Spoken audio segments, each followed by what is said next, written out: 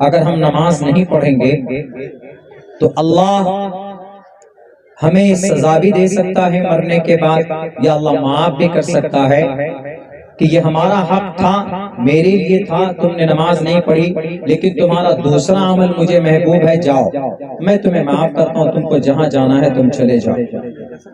उनको जन्नत भेज देते, माफ कर देते, मैं तुम्हें I forgive you and you can enter, you can receive, you can go to जन्नत, तुम जन्नत जा सकते हो। कुछ चीजें ऐसी है कि अल्लाह के लिए है, वो हम करते हैं अल्लाह के लिए, रोजा रखते हैं अल्लाह के लिए, अल्लाह का ऑर्डर है, ज़कात देते हैं अल्लाह का ऑर्डर है, हज करते हैं अल्लाह का फरमान है, अल्लाह का ऑर्डर है। लेकिन कुछ चीजें ऐसी होती है कि वो अल्लाह के लिए नहीं, अगर आप उसको करेंगे तो अल्लाह तबारक व तआला उसके बारे में नहीं सवाल करेगा, बल्कि आप दुनिया में अगर कर रहे हैं उसको तो मरने के बाद सवाल जवाब कर सकता है वो शख्स। जैसे हम लोग उसको हुकूकुल इबाद बोलते हैं। आजकल हम लोग दूसरों की बेईमानी कर लेते, दूसरों से किसी की जमीन को हड़प लेते, किसी को गाली देते हैं। तो आपने अगर किसी को गाली दी होगी, अगर आपने किसी की जमीन नाजायज तौर पर आपने अगर उस पर कब्जा किया होगा, तो अल्लाह तबारक व तआला कहेगा कल क़यामत में मरने के बाद मैं कुछ नहीं कर सकता। तुमने किसी की जमीन ली थी नाजायज तरीके पर, तुम मुखिया थे, तुम सरपंच थे, तुम एमएलए थे, तुम एमपी थे, तुम मंत्री थे, डंडे के जोर पर तुमने गरीब की जमीन हड़पी है ना।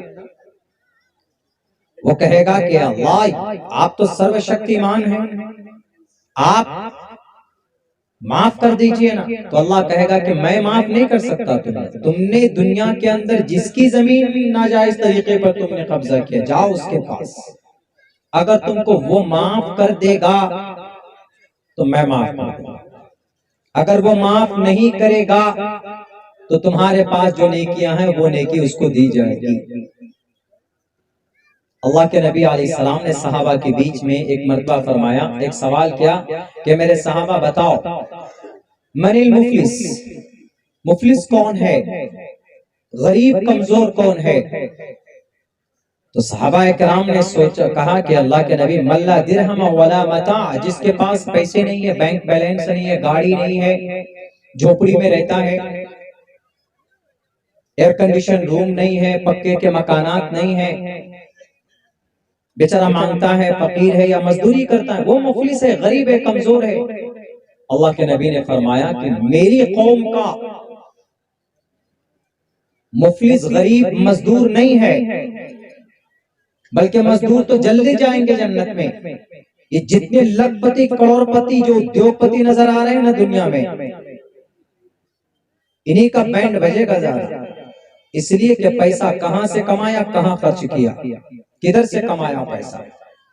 बेचारा मजदूर तो कहेगा कि अल्लाह मैं मट्टी काटता था, 400 रुपए मजदूरी मिलती थी, 200 रुपए खाता लाता था बचा के, 200 रुपए बचा के रखता था, ये हमारा हिसाब किताब। बाकी जो लोग हैं उद्योगपति लोग, पैसा कहां से आ रहा है, 2 नंबर का आ रहा है, वृद्धा पेंशन मार कर पॉकेट में भर रहे हैं, बहुत सारे तो इंदिरा आवास लूट कर बैठे।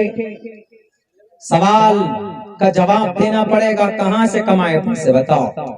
आज यहाँ तुम्हारा कोई मंत्री या तुम्हारा कोई सीएम या पीएम नहीं बचाने वाला है, आज मैं हूं यहाँ का सबसे बड़ा जस्टिस, चीफ जस्टिस मैं हूं।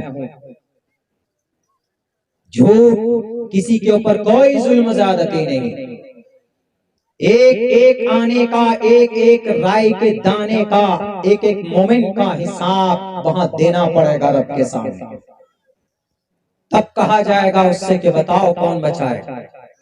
दुनिया में तो पहुंच ऊपर तक थी, फोन करके बचा लेते थे तुमको, नहीं ये मेरा आदमी है, मर्डर किया है, मंत्री का बेटा है, तो फोन हो जाता है तो जनाब कोई उस पर केस फाइल नहीं।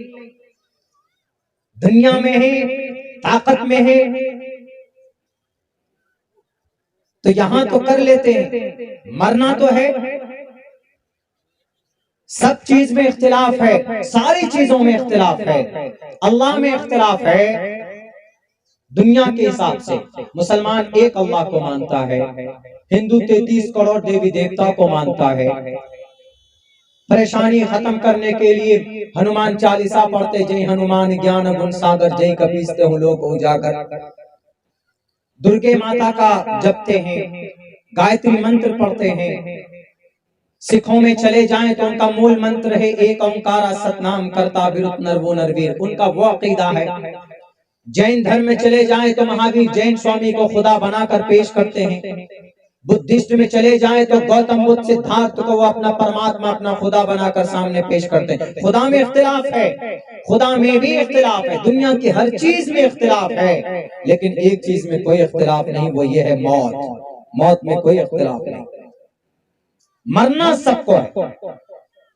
एक हिंदू भाइयों का भी अकीदा है कि मौत इंसान को आती है, भले ही मरने के बाद आवागमन का अकीदा है, 7 जन्मों का अकीदा है, वो अलग बात है, लेकिन वो भी जानते हैं कि मरना है।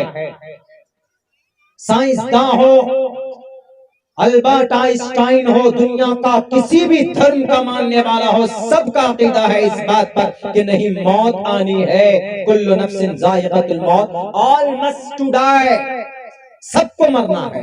मौत पर कोई इख्तिलाफ नहीं है। मरने के बाद वही सवाल जवाब कैसा, मर जाओगे।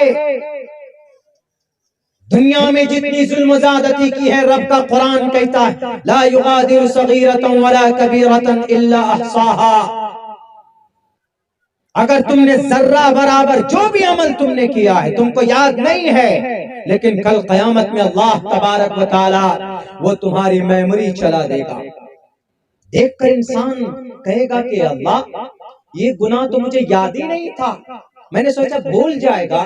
अल्लाह कहेगा कि 2 रिकॉर्डर, 2 वीडियो शूट करने वाला, जैसे ये ना मेरी तकरीरें हो रही है, रिकॉर्ड हो रही है, मीडिया वाले रिकॉर्ड करेंगे, कल डाल देंगे, तो मेरे एक एक मोमेंट, जैसे मैं हाथ हिलाऊंगा, बोलूंगा, सारी चीजें इसमें रिकॉर्ड हो सकती। इसमें तो एडिट भी कर सकते हैं, एडिट करके हटा भी सकते हैं, कुछ और भी डाल सकते हैं, लेकिन किरामन कातिबीन यअलमून मा तफअलून, किरामन कातिबीन यअलमून मा तफअलून। वो ऐसा कैमरा है कि रिकॉर्ड हो जाता तो उसको अल्लाह ही डिलीट कर सकता है, बाकी कोई नहीं कर सकता। उसमें वायरस भी नहीं आता। ये तो कैमरा बनाने वाला कौन, कैमरा इसका लेंस बनाने वाला इब्न हैसम है, मुस्लिम है। आप इल्म ऑप्टिक्स पढ़िए, वो आपको पता चल जाएगा।